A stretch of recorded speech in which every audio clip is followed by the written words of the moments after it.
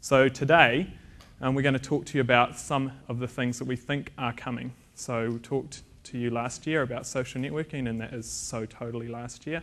We're going to try and help you prepare for what might be coming tomorrow. And like I mentioned earlier, businesses who are successful persistently over time are the ones who anticipate what's going to happen, and then they prepare their business to take advantage of those opportunities or protect themselves from those risks. So hopefully today you can learn some of those things that might be coming and see how they might work into your strategy around your business going forward. So what does tomorrow look like? Well, I'm going to go through about 4 or 5 trends and give you an overview of those trends and give you some insight into how you could potentially leverage them in your business or what the impacts they might be on you. The first one is technology populism, and it sounds complicated, but what that really means is that the average consumer is becoming much more technology aware, and that's driven by a number of things, primarily the evolution of the internet and the fact that people who grew up with the internet are now starting to come into being mainstream consumers and workers within your offices. And you'll probably notice this in little ways today. 10 years ago, the IT guy in the business was the only person who knew what was going on because technology was complicated. And they were the sole source of truth. And if you had a problem, they fixed it for you. And if you had a problem to solve, they were the guy to talk to. Well, nowadays, the answer to your problem is a Google away.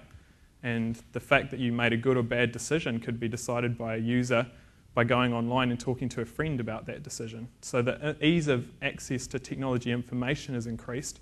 People are becoming much more technology aware and technology savvy. And that's doing a couple of things. It's kind of creating this tension now in businesses where users are saying, well, I'm used to this experience. I have my PDA, smartphone, Apple, iPod. I want that experience from what you give me in an IT infrastructure within your office. So that's one thing. It's kind of driving them to drive IT to do things. And we see it all the time. More and more our customers are coming to us and saying, the users in my business are telling me they want this stuff and it has to work this way and we have to manage it in this way and we have to give them this experience. And that's happening a lot more than it used to because those users actually know something about it, or they think they do, I think is more the appropriate language to use. The other thing it's doing is your customers will now be expecting a much better experience from you when they interact with you in a technology sense, whether it's buying your products or finding out about your services or getting help or answers to a question. They're going to want to expect you to interact with them in ways that they're used to in their consumer life, and those are technology-centric ways. So these things are kind of converging on businesses and forcing them to a point where they're going to have to change the way they approach communicating with their customers and the way that they deal with IT inside their environments. The next thing we see being useful to businesses and what is becoming a growing trend is something called crowdsourcing, and it's got 2 implications. One is a business internal implication, and what it is in that context is that if you're familiar with the concept of cloud computing, which is kind of like get your IT infrastructure on demand, pay-as-you-go type concept, well, think of that for people. So as the world globalizes, globalization leads to specialization. You get lots of pockets of individuals out there who are very good at a certain thing. They become readily available to you from anywhere in the world through rich internet-enabled communication, telepresence, remote working capability. So the ability for you to interact with suppliers or partners is growing, and you can have them be part of your business or federated into your business for a certain period of time to do a specific thing for you. And you can do that in a way that makes sure that you keep the information, the IP that's developed during that process. So New Zealand businesses, kind of usually quite niche in their approach, usually find it difficult to get access to highly skilled people. Those kinds of opportunities present you with the ability to go out and say, I want this resource for this period of time, bring them into my office environment, have access to my systems, go out there, do that job, and then move forward. Don't carry the cost on in your business. So that's kind of an internal view. An external view is that customers now of ours can start to engage their customers and get them to do certain things for them that help their business. And there are some really good examples of this happening in New Zealand at the moment. Probably all seen the Bluebird chip campaign. where you could go and create your own chip flavour, submit that, and if you were successful, you could go into the drawer to have your chip made, and you get a share of the profits from it. Another one out there at the moment is the state insurance, my 3 favourite things. You can go online, tell state insurance what your favourite things are, what's important to you, what you value as a user. And they've just gone out and done these great brand things that feel like they're engaging you, and they feel like they're making you want to engage with their brand, and they care about your opinions. But they've just gone and created a giant database of information of the flavours that Kiwis like, or the things that Kiwis feel are important to them, and then they can turn that into a product or a service that's better tailored to you, and that's called distributed co-creation. So the ability, using social networking, to integrate users of your products and services into your business in a way that provides you with meaningful feedback about your products and services to help you be more accurate at selling them, to help you develop the right products and services, because they know best. They're the ones out there dealing with it every day, and they'll find opportunities for things that you don't know exist. The other side of it is that you can get these guys very easily together to market your product. So if you're successful at executing a product or a service, very quickly the whole world can know about that. And that has a couple of benefits and a couple of challenges. You have to be prepared for the ability for customers anywhere around the world to start to consume your products and services, because that's the nature of the internet. And you want to take advantage of those opportunities, so your business has to be able to scale very quickly. And the other thing is you have to get it right first time, every time, because a bad experience will spread just as quickly, or in more cases than not, quicker than a good experience. So you've got to be able to be participating in these environments, be aware of what's going on, and help you to leverage that capability to enhance your products or services, let your customers help your customers to solve problems, all those kinds of things. The next really big thing we're seeing is something we're calling interactive products. And a good example of this is in Japan. They have 600% penetration of mobile devices. That's like everyone in this room having six SIM cards. And it's not because everyone carries around 6 phones to get 2 cents cheaper calling to this person and that person. It's because there are machines talking to machines.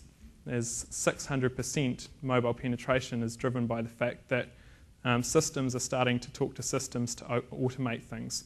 And there are kind of 2 categories of this interactive products we see. One is the ability to automate processes, or things that are manual in terms of data collection or system interaction, and get those things happening together. You know, the kind of smart metering type things that are going on with the electricity companies as an early forerunner of it. But there are a bunch of other things that you could do. The other thing is about getting customers engaged with your products and services in a digital way. So whether that's, you know, the likes of European fridges coming out with the ability to order milk from the supermarket from your fridge when it runs out, or your car calling back to the service agent to let it know that it needs to be serviced at that time. Or, in New Zealand's case, we're a kind of a producer of niche, high-value products. So how do we let consumers know that our product has been produced ethically, has come through a sustainable transport mechanism, that it's genetically free of modifications, those kinds of things. You can do that by tagging your products and services with digital assets that can link through to their mobile phone, and they can go and scan that product or service, find out where it came from, who produced it, how it was transported, and really position your product as that value-added thing, a tangible link to what it is that's valuable about that product. Telecommuting, and this is something that's probably been toted around for a little while as being a big trend, but it's actually really starting to take off now. There are a number of factors driving it. You've got pressures on transport costs, getting to and from work, growing. I heard today that within the next 3 to 5 years, the cost of a litre of petrol could double. So that's something that will have an impact on people's ability to come into the office if they work or live away from it. You've got pressures in terms of getting the right skilled people and a generation coming into the workforce who are used to being able to do things from anywhere. I can go on my mobile and talk to my friends and Twitter away and do whatever I like, and then do a bit of work here and there. and they're used to that, and that's the way they'll want to interact with you.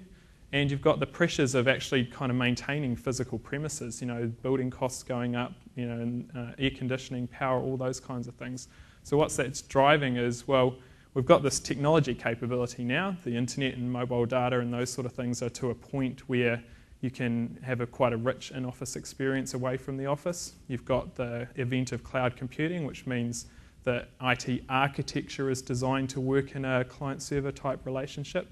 And so it's becoming much easier to do. Over the next 2 to 3 years in the States, more than 50% of people who are professionals, that's kind of people like us, won't drive into the office to work anymore. They'll work via telecommuting. It's already over 30%.